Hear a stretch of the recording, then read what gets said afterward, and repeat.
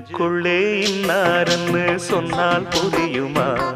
அது கொஞ்சி கொஞ்சி பேசுறது கண்ணில் தெரியுமா? உலகே அழிஞ்சாலும்